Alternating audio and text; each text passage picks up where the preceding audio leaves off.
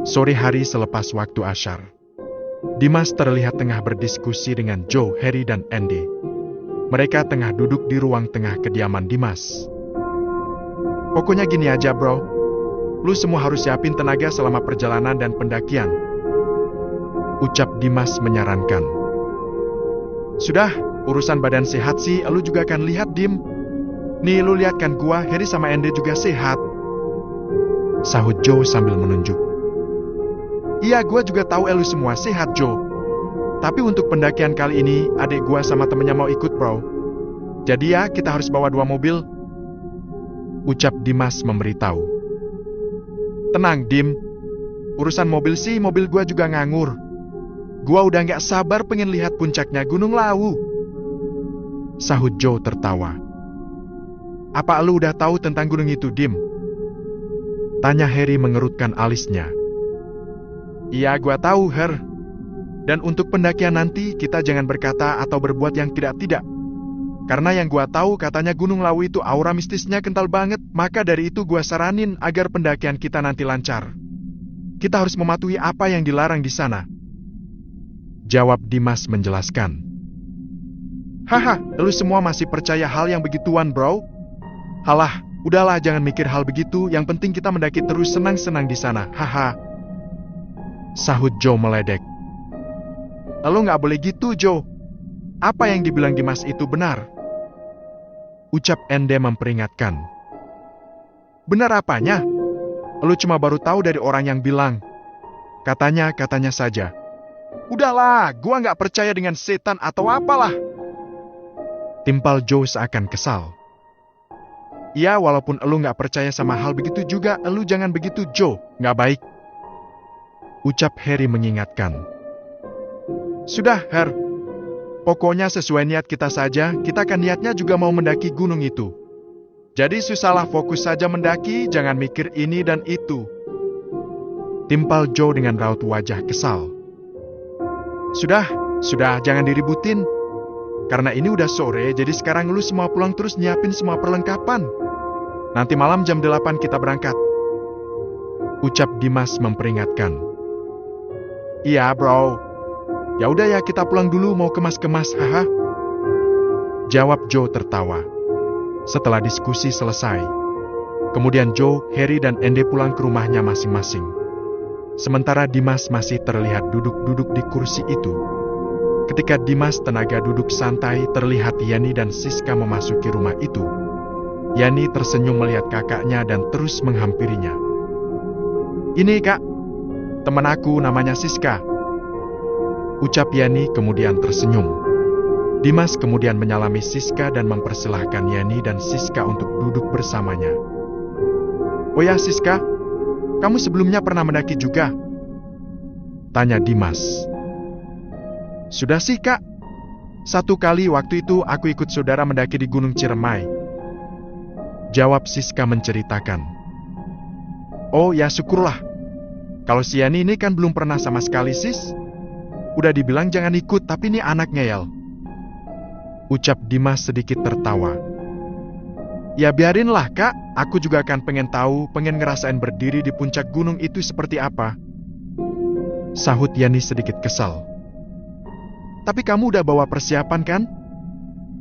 Tanya Dimas. Sudah kak, semua barang-barang sudah aku masukkan ke ransel, jawab Siska menjelaskan. Baguslah, nanti kita berangkatnya malam jam 8. Jadi kamu bisa istirahat dulu lah, ucap Dimas tersenyum. Tidak lama setelah itu, Yani kemudian mengajak Siska untuk masuk ke dalam kamarnya untuk istirahat sambil menunggu keberangkatan. Bu Ratna menghampiri dan membiarkan nasihat untuk putrinya dan Siska, berharap bisa sampai ke puncak dan bisa kembali dengan selamat. Ibu mau bilang sama kalian, nanti di sana jangan bertingkah yang tidak sopan dan berbicara yang kurang baik. Jaga perilaku kalian, patuhi peraturan yang ada di sana, ucap Bu Ratna. Iya Bu, kami ngerti kok, jawab Yani tersenyum. Ya sudah, kalian istirahat saja dulu, nanti ibu bangunkan kalau mau maghrib, ucap Bu Ratna. Setelah memberikan nasihat, Bu Ratna kemudian keluar dari kamarnya putrinya. Sementara Yenny dan Siska terlihat mulai merebahkan tubuhnya untuk beristirahat. Pukul jam 19:30 Dimas dan semua teman-temannya sudah nampak berkumpul di teras depan rumah. Setelah lebih dahulu menata barang-barang bawanya dan memasukkannya ke dalam mobil, Dimas kembali memberikan instruksi kepada rombongannya yang akan ikut berangkat menuju daerah Karanganyar, Jawa Tengah, untuk mendaki di Gunung Lawu. Dimas nampak memberikan pesan-pesan kepada semuanya untuk selalu berhati-hati dan jangan lupa beribadah. Dimas juga memberikan peringatan supaya semua yang ikut mematuhi peraturan yang ada di sana. Semuanya nampak memanggut-manggutkan kepalanya seolah mengerti apa yang diucapkan oleh Dimas. Terkecuali Joe yang terlihat malas mendengarkan peringatan itu. Setelah Dimas memberikan arahan kepada rombongannya, tepat pukul 8 malam mereka akhirnya berangkat menggunakan 2 mobil. Dimas membiarkan teman-temannya untuk menaiki mobil milik Joe, sementara Dimas membawa adiknya dan Siska. Perlahan mobil itu meninggalkan halaman rumahnya. Selang beberapa lama, kedua mobil itu masuk di jalan raya dan terus memacu kecepatan laju mobilnya. Joe yang menyetir membuntuti mobil yang dikendarai Dimas, nampak mengikuti kecepatan laju mobil di depannya. Wajahnya nampak kesal setelah mendengar peringatan yang diucapkan oleh Dimas. Bro, gua paling malas kalau udah dengerin si Dimas ngasih peringatan-peringatan yang diomongin itu terus. Gerutu Joe dengan raut wajah kesal. Iya kan dia bilang begitu juga buat keselamatan kita juga, Joe.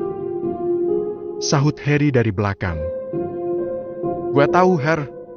Cuma ya nggak usah diomongi terus-terusan lah. Bosen dengarnya. Lagian juga percaya banget sih sama hal-hal yang begitu. Timpal Joe kesal. Tapi semua yang dikatakannya itu benar, Joe. Gunung Lawu itu sangat kental aura mistisnya. Ucap Ende. Bro. Lu kalau belum pernah ke sana, udah nggak usah percaya sama hal-hal yang kayak gitu. Gua juga tahu lu itu cuma baru dengar dari orang lain yang selalu bilang katanya mulu. Menurut gua sih kalau mendaki ya udah mendaki aja, ngecamp di sana senang-senang. Sahut Joe dengan mata fokus ke depan. Harry dan Ende yang duduk di belakang cuma menggelengkan kepalanya mendengar ucapan Joe yang benar-benar susah diajak bicara baik dan susah untuk dikasih nasihat. Kedua mobil itu terus melaju di jalanan daerah Karawang. Joe nampak fokus menyetir mobilnya dengan terus memacu kecepatan laju mobilnya mengikuti mobil yang dikendari oleh Dimas. Ketika tengah melintasi jalur yang dikelilingi pesawahan, mobil yang dikendarai Joe menabrak dan melindas seekor kucing yang hendak menyeberang jalan. Joe nampak kaget, begitu juga dengan Harry dan Ende. Mobil itu dia rem mendadak. Joe, lo nabrak kucing, Joe. Turun dulu, turun. Pinta Harry. Dasar kucing sialan.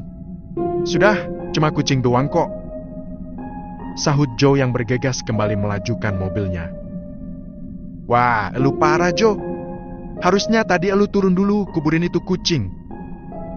Ucap Ende merasa heran. Haha, ngapain, bro? Gua disuruh nguburuin kucing, emangnya itu kucing saudara gua, haha. Sahut Joe tertawa. Bukan begitu, bro. Orang itu kalau nabrak kucing atau melindasnya hingga mati, maka harus menguburkannya dan kaos yang elu pakai itu dijadiin buat ngebungkus kucing itu. Katanya sih biar nggak nemu sial nantinya. Ucap Harry menjelaskan. Haduh, elu berdua ini, bro. Bilang lagi katanya, udah deh kan cuma kucing. Timpal Joe dengan nada kesal. Sementara Dimas yang mengendarai mobil di depan terlihat lebih santai dan membiarkan Yenny dan Siska untuk tidur. Tiba-tiba Dimas menghentikan laju mobilnya karena melihat mobil Joe yang berada di belakangnya berhenti. Dimas nampak keluar mobil dan terus berjalan menghampiri mereka. Kenapa, Joe? Malah berhenti di sini, ini hutan. Tanya Dimas heran. Gak tau gua, Dim. Tiba-tiba mesin mobil mati. Jawab Joe nampak heran. Mesin mati mendadak. Kok bisa gitu, Joe? Dimas nampak bingung. Dasar bener-bener nih mobil, mentang-mentang jarang gua pakai, dibawa jalan berapa jam aja udah mati.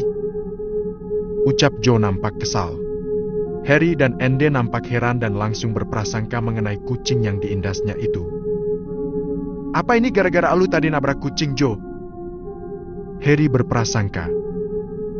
Hah, kalian ini mesin mobil gua mati karena jarang diservis, bro. Lu jangan mikirnya ke sana. Sahut Joe kesal. Lu nabrak kucing, Joe? Tanya Dimas. Iya, gua nabrak terus kelindas tuh kucing mati. Joe masih nampak kesal. Aduh, kenapa lu tadi gak berhenti dulu dikuburin dulu, Joe? Ucap Dimas heran.